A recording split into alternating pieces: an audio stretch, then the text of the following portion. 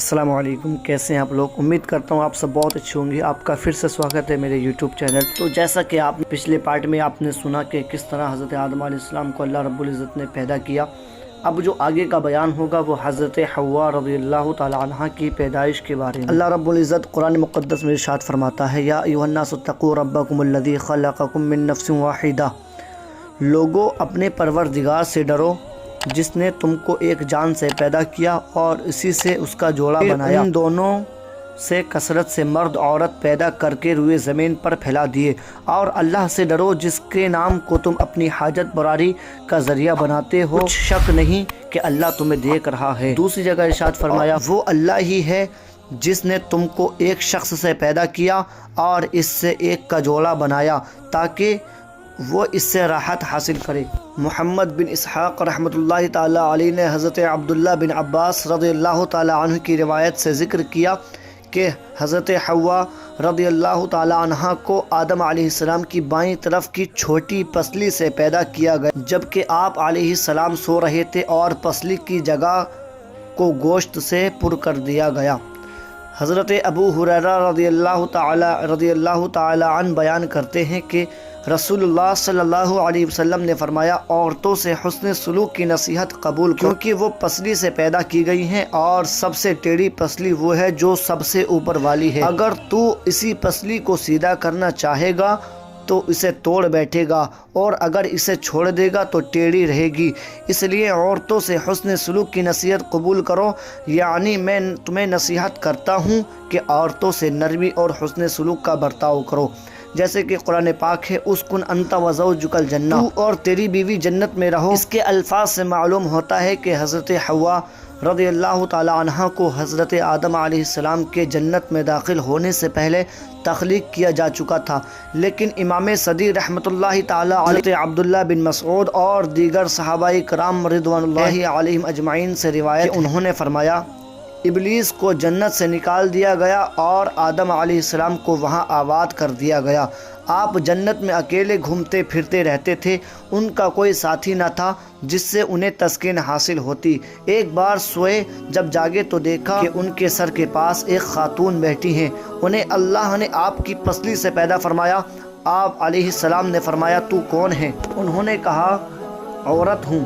فرمایا، تجھے کس لیے پیدا کیا گیا؟ کہا، تاکہ آپ مجھ سے تسکین حاصل کریں۔ فرشتوں نے آدم علیہ السلام کے علم کی وسعت معلوم کرنا چاہتے تھے۔ کہا، آدم اس کا کیا نام ہے؟ انہوں نے فرمایا، حوا۔ انہوں نے کہا، اس کا نام حوا کیوں ہے؟ فرمایا، کیونکہ وہ ایک زندہ وجود سے پیدا کی گئی ہیں۔ حضرت عائشہ رضی اللہ تعالی عنہا سے روایت ہے کہ رسول اللہ صلی اللہ علیہ وسلم نے فرمایا، فرشتے نور سے پیدا کیے گئے ہیں، جن آگ کے شعلے سے پیدا کیے گئے ہیں، اور آدم علیہ السلام اس چیز مٹی سے پیدا کیے گئے ہیں جو تمہیں بتا دی گئی۔ حضرت حسن بصری رحمۃ اللہ تعالی علیہ نے فرمایا، ابلیس ایک لقطہ بھر بھی فرشتہ نہیں رہا۔ حضرت ابن عباس رضی اللہ تعالی عنہ کہتے ہیں کہ ابلیس زمین کے ان فرشتوں میں کہا جاتا تھا اور علم و عبادت میں ان سب سے بڑھ کر تھا، اور اس کا نام عزازیل تھا۔ اللہ فرماتا ہے، اور ہم نے آدم سے کہا کہ تم اور تمہاری بیوی بہشت میں رہو اور جہاں سے چاہو کرو، مگر اس درخت کے پاس نہ جانا ورنہ گناہ گار ہو جاؤ گے۔ سو شیطان دونوں کو بہکانے لگا تاکہ ستر کی چیزیں شرمگاہیں جو ان سے پوشیدہ تھی کھول دے، اور کہنے لگا کہ تمہارے پروردگار نے اس درخت سے صرف اس لیے منع کیا ہے کہ تم فرشتے نہ بن جاؤ، ہمیشہ جیتے نہ رہو، اور ان سے قسمیں کھا کہا کہ میں تمہارا خیر خواہ ہوں۔ غرض مردود نے معصیت کی طرف کھینچ ہی لیا۔ جب انہوں نے اس درخت کے پھل کو کھا لیا تو ان کی ستر کی چیزیں کھل گئیں۔ وہ بہشت کے درختوں کے پتے توڑ کر اپنے اوپر چپکانے لگے، ستر چھپانے لگے۔ تب ان کے پروردگار نے ان کو کہ کیا میں نے تم کو اس درخت کے پاس جانے سے منع نہیں کیا تھا اور جتا نہیں دیا تھا کہ شیطان تمہارا کھلم کھلا دشمن ہے؟ دونوں عرض کرنے لگے کہ پروردگار، ہم نے اپنی جانوں پر ظلم کیا، اور اگر تو ہمیں نہیں بخشے گا اور ہم پر رحم نہیں کرے گا تو ہم تباہ ہو جائیں گے۔ اللہ نے فرمایا، تم سب بہشت سے اتر جاؤ، اب سے تم ایک دوسرے کے دشمن ہو، اور تمہارے لیے ایک وقت خاص تک زمین اور زندگی کا سامان کر دیا گیا۔ یعنی فرمایا کہ اس میں تمہارا جینا ہوگا اور اسی میں مرنا، اور اسی میں سے قیامت کو زندہ کر کے نکالے جاؤ گے۔ جیسے کہ قرآن پاک، اور ہم نے کہا کہ اے آدم تم اور تمہاری بیوی بہشت میں رہو اور جہاں سے چاہو بے روک ٹھوک کھاؤ پیو، لیکن اس درخت کے پاس نہ جانا ورنہ تم ظالموں میں داخل ہو جاؤ گے۔ جنت میں جس درخت کے قریب جانے سے روکا گیا تھا اس کے متعلق اللہ نے فرمایا اس درخت کے قریب نہ جانا۔ یہ درخت کون سا تھا؟ اس کے بارے میں مفسرین کی مختلف آراء ہیں۔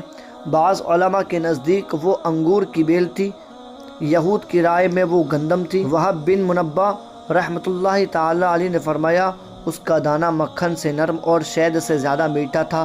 ابو مالک رحمۃ اللہ تعالی علیہ نے فرمایا وہ کھجور کا درخت تھا۔ مجاہد رحمۃ اللہ تعالی علیہ کی رائے ہے کہ وہ انجیر کا درخت تھا کہ اس کو کھانے سے قضائے حاجت کی ضرورت پیش آتی تھی، اور جنت کی زمین میں قضائے حاجت مناسب نہیں۔ یہ اختلافی لہٰذا اس میں رائے زنی سے استجاب بہتر ہے۔ اس مسئلے میں بھی اختلاف ہے کہ آدم علیہ السلام کو جس جنت میں ٹھہرایا گیا والی جنت ہے یا وہ زمین میں کوئی باغ تھا۔ اکثر علماء کی رائے یہ ہے کہ یہ جنت آسمان مجید کی آیت اور احادیث نبویہ کے الفاظ کا ظاہر مفہوم اس کی تائید کرتا ہے، جیسے ارشاد وَقُلْنَا یا آدم اسکن انت وزوجک الجنہ، ہم نے کہا اے آدم تو اور تیری بیوی جنت میں رہو۔ اس آیت میں جنت کا آدم علیہ السلام کو رکھا گیا تھا۔ جنت الخلد ہمیشہ کی زندگی والی جنت نہیں تھی، کیونکہ انہیں ایک درخت کا پھل کھانے سے باز رہنے کا مکلف کیا گیا تھا۔ اس جنت میں سوتے بھی تھے اور اس سے نکال بھی دیے گئے۔ نیز اس جنت میں ان کے پاس ابلیس آیا اور امور سے معمول ہوتا ہے فرماتا ہے اور ہم نے پہلے آدم سے عہد لیا تھا مگر وہ اسے بھول گئے اور ہم نے ان میں نہ دیکھا، اور جب ہم نے فرشتوں سے کہا کہ آدم کے آگے سجدہ کرو تو وہ سب سجدے میں گر پڑے مگر ابلیس نے انکار کیا۔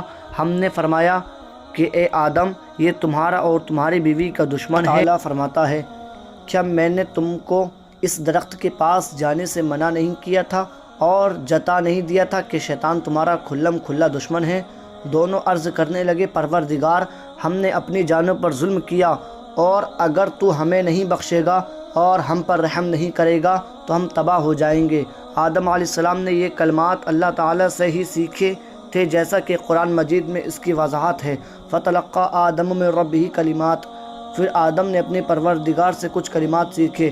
ان الفاظ میں اپنی غلطی کا اعتراف ہے، اللہ کی طرف جو ہے اس کے سامنے اور اس مشکل گھڑی میں اللہ تعالیٰ کی طرف محتاجی کا اقرار ہے۔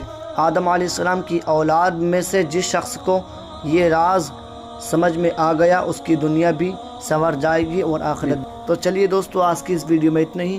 اب آگے کا جو بیان ہوگا وہ حضرت آدم علیہ السلام کی اولاد کے بارے میں اور قابیل کے بارے میں آگے کا ذکر ہوگا۔ اب سے یہ نسل کیسے چلتی آئی۔ چلیے ملتے ہیں اگلی ویڈیو میں، تب تک کے لیے خدا حافظ۔